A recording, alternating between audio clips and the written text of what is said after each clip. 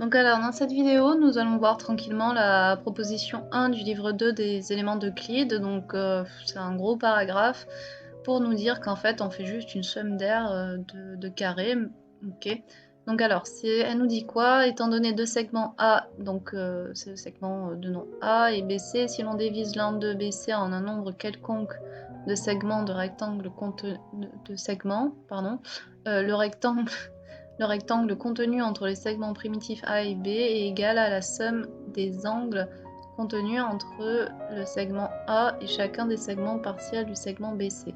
Bon alors ça veut dire quoi en fait? Ça veut dire que dans un premier temps on va diviser du coup BC de manière aléatoire comme ça. Et dans un second temps on va tracer du coup la perpendiculaire au segment BC passant par B et on va reporter du coup la mesure de A sur le point B pour voilà, donc on va faire ça et on va tracer G. Donc ici il y a toutes des propositions dans le livre 1 qui vous montrent comment construire un segment de longueur donnée sur un autre point donné, ou donc c'est proposition 2 où il y a tout simplement la proposition je crois 3 ou 4 du livre 1 qui vous montre comment faire pour couper le plus grand des segments par un des plus petits segments. Bon bref. Alors on a construit ça, donc ça veut dire que là on peut faire ça. Donc c'est ça qui est important avec Euclide, c'est qu'on peut faire ça. Et on construit notre segment ici A, qui est donc le report. Donc ici on a bien reporté. Et puis on va construire la parallèle, d'abord passant par l'extrémité de ce segment G, donc la parallèle à BC. Et enfin, on va construire ainsi les parallèles du segment A ici reporté sur les autres points du segment BC. Et on va nommer du coup les intersections avec la parallèle ABC ici. Maintenant, on va faire une observation. On a d'abord le grand rectangle. Et nous, ce qu'on veut, c'est montrer que ce grand rectangle est égal à la somme de tous les rectangles intérieurs au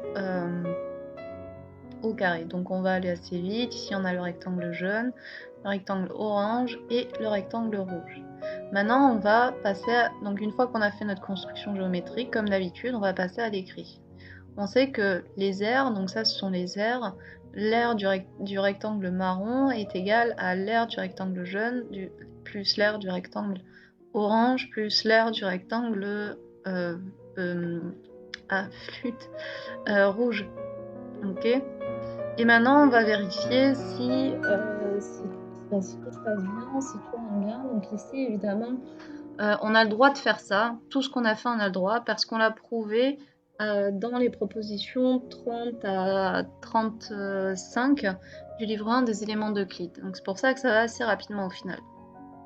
Or, l'aire du rectangle marron, c'est donc le grand rectangle, c'est la longueur du rectangle ici, le rectangle du segment A fois la longueur du segment BC. Mais aussi l'aire du rectangle jaune, c'est égal à la longueur A fois la longueur BD. Puis ensuite, orange, l'aire du rectangle orange, c'est la longueur du segment A fois le segment DE. Et enfin, l'aire du rectangle rouge, c'est égal à la longueur du segment A fois le segment E. Et du coup, forcément, on réécrit cette première égalité avec ces nouvelles égalités. Et effectivement, on montre que effectivement le segment contenu entre la somme des rectangles contenus entre les segments A et B des segments partiels du segment BC.